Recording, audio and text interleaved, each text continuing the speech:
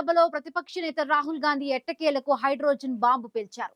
గత కొంతకాలంగా ఓట్ల చోరీకి వ్యతిరేకంగా గళం విప్పుతున్న రాహుల్ గాంధీ బీజేపీతో ఈసీ కుమ్మక్కై ఓట్ల చోరీకి పాల్పడుతోందని విమర్శలు చేస్తున్నారు.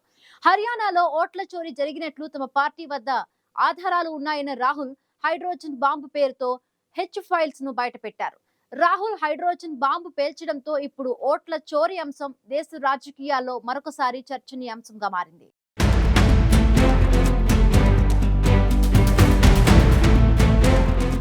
కాంగ్రెస్ అగ్రనేత, లోక్సభలో ప్రతిపక్ష నేత రాహుల్ గాంధీ మరోసారి ఓట్ల చోరీపై సంచలన ఆరోపణలు చేశారు. హర్యానాలో 25 లక్షల ఓట్లు చోరీ జరిగిందని రాహుల్ గాంధీ ఆరోపించడం సంచలనంగా మారింది. 2024 హర్యానా అసెంబ్లీ ఎన్నికల్లో ఓట్ల చోరీ జరగకుంటే తమ పార్టీ గెలిచి ఉండేదని రాహుల్ వ్యాఖ్యానించారు. అంతేకాదు, హర్యానాలో నకిలీ, డూప్లికేట్, బల్క్ ఓటింగ్ జరగబట్టే బీజేపీ గెలిచిందని రాహుల్ తీవ్ర ఆరోపణలు చేశారు. గతంలో ఓట్ల చోరీకి సంబంధించి హైడ్రోజన్ బాంబు లాంటి సమాచారం తమ వద్ద ఉందని చెప్పిన రాహుల్, హైడ్రోజన్ బాంబు లాంటి సమాచారంతో కూడిన డాక్యుమెంట్లను ఫైల్స్ పేరుతో బయటపెట్టారు. బీజేపీ ఓట్ల చోరీకి ఎన్నికల సంఘం సహకరిస్తోందని, అనేందుకు ఫైల్స్ రుజువులుగా నిలుస్తాయని, అవి తమ చేతిలో ఉన్నాయని రాహుల్ గాంధీ స్పష్టం చేశారు.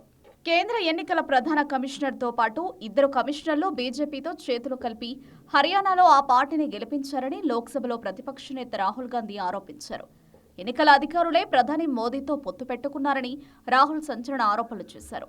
కాంగ్రెస్ను ఓడించేందుకు ఆపరేషన్ సర్కార్ చోరీని నిర్వహించారని రాహుల్ తీవ్ర స్థాయిలో ధ్వజమెత్తారు.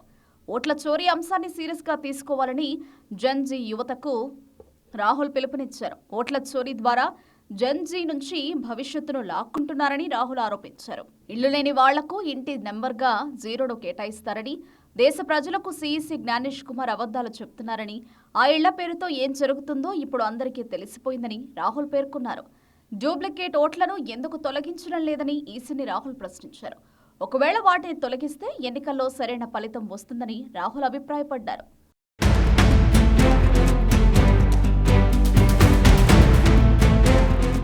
2024 అసెంబ్లీ ఎన్నికల సమయానికి హర్యానాలో మొత్తం 2 కోట్ల మంది ఓటర్లున్నారు. వారిలో 25 లక్షల మంది ఫేక్ ఓటర్లేనని రాహుల్ చెప్పుకొచ్చారు. ఒక బ్రెజిలియన్ మోడల్ ఫోటోతో ఓట్లను రిజిస్టర్ చేయించి చాలా ఎన్నికల బూత్లలో ఓట్లు వేయించారని, ఈ లెక్కన ప్రతి 8 మంది హర్యానా ఓటర్లలో ఒకరు నకిలీ ఓటరేనని రాహుల్ చెప్పారు. అంటే దాదాపు 12.5% మంది నకిలీ ఓటర్లు ఉన్నారని చెప్పారు. పోస్టల్ ఓట్లు, బూత్ ఓట్ల లెక్కల్లోనూ పెద్ద తేడాలు కనిపిస్తున్నాయని రాహుల్ అనుమానాలు వ్యక్తం చేశారు. అంతేకాదు, దీనిపై తమ పార్టీ దగ్గర స్పష్టమైన ఆధారాలు ఉన్నాయని రాహుల్ చెప్పుకొచ్చారు. హర్యానా రాష్ట్రంలో ఓట్ల చోరీ జరిగిందని, అందుకే దానికి సంబంధించిన ఆధారాలకు ఫైల్స్ అనే పేరు పెట్టామని, ఒకే ఒక్క ఫోటోపై 223 ఓట్లను జారీ చేశారని రాహుల్ ఆరోపించారు. బ్రెజిలియన్ మోడల్ ఫోటోతో మహిళ 10 వేరువేరు పోలింగ్ బూత్లలో 22 సార్లు ఓట్లు వేసిందని, ఇంతకు ఎవరామె?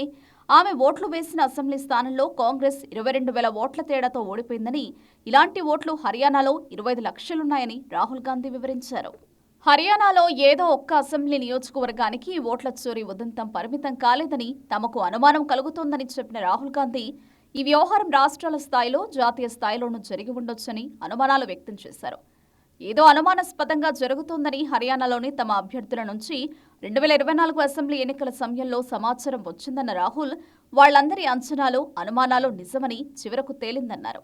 మధ్యప్రదేశ్, ఛత్తీస్గఢ్, మహారాష్ట్ర అసెంబ్లీ ఎన్నికల్లోనూ తాము ఇలాంటి చేదు అనుభవాన్ని ఎదుర్కొన్నామన్న రాహుల్, అందుకే హర్యానాలో ఓట్ల చోరీపై తాము పూర్తిగా ఫోకస్ పెట్టి పూర్తి సమాచారాన్ని సేకరించామని పేర్కొన్నారు.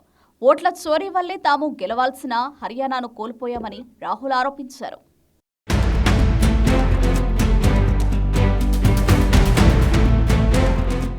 హర్యానాలో ఓట్ల చోరీ జరిగిందని రాహుల్ గాంధీ చేసిన ఆరోపణలపై ఎన్నికల సంఘం అధికార వర్గాలు స్పందించాయి. హర్యానాలో ఓటర్ల జాబితాల ఒక్క అప్పీలు కూడా దాఖలు కాలేదని అధికారులు స్పష్టం చేశారు. హర్యానా ఎన్నికల సమయంలో పోలింగ్ బూత్లలో కాంగ్రెస్ ఏజెంట్లు ఏం చేస్తున్నారని ఈసీ అధికారులు ప్రశ్నించారు. ఎవరైనా వ్యక్తి ఇప్పటికే వేరొక చోట ఓట్లు వేసి ఉంటే అభ్యంతరం చెప్పాల్సిన బాధ్యత కాంగ్రెస్ ఏజెంట్లపై ఉంటుందని ఈసీ అధికారులు, ఎవరైనా ఓటరు సమాచారంపై సందేహాలున్నా కాంగ్రెస్ ఏజెంట్లు అడగొచ్చని సూచించారు.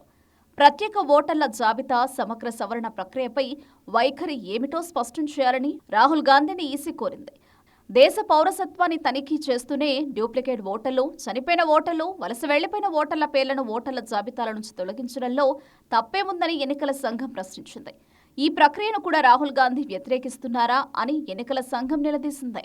మరోవైపు ఓట్ల చోరీపై రాహుల్ చేసిన ఆరోపణలను బీజేపీ ఖండించింది.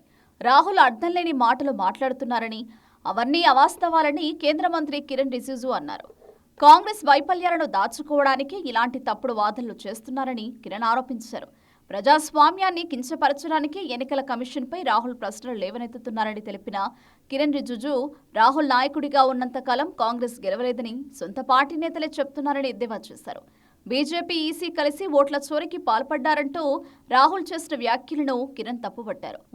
ఓటర్లతో సమస్య ఉంటే వారు ఎన్నికల కమిషన్ తర్వాత కోర్టుకు అప్పీల్ చేయాలని, కానీ వారు అలా చేయడం లేదని కిరణ్ రిజిజు ఆగ్రహం వ్యక్తం చేశారు. కేవలం ప్రెస్ మీట్ ను మాత్రమే నిర్వహిస్తున్నారని రాహుల్ గాంధీ మన సంస్థలను, ప్రజాస్వామ్యాన్ని అవమానిస్తున్నారని కిరణ్ రిజిజు మండిపడ్డారు.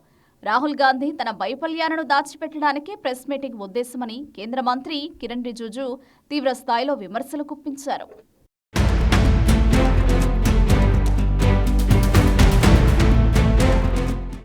గత హర్యానా అసెంబ్లీ ఎన్నికల్లో 25 లక్షల ఓట్ల చోరీ జరిగిందని కాంగ్రెస్ ఎంపీ రాహుల్ గాంధీ చేసిన ఆరోపణలు సంచలనంగా మారాయి. హర్యానాలో ఓట్ల చోరీ జరిగినట్లు తమ వద్ద ఆధారాలు ఉన్నాయన్న రాహుల్ వాటిని హైడ్రోజన్ బాంబు పేరుతో హెచ్ ఫైల్స్ ను బయటపెట్టడంతో ఈ అంశంపై దేశ రాజకీయాల్లో తీవ్ర స్థాయిలో చర్చ జరుగుతోంది. కేవలం హర్యానాలోనే కాదు, దేశంలోని మిగతా రాష్ట్రాల్లో కూడా బీజేపీతో కలిసి ఈసీ ఓట్ల చోరీకి పాల్పడుతోందని రాహుల్ చేసిన ఆరోపణలను అటు ఈసీ, ఇటు బీజేపీ తీవ్రంగా ఖండించాయి.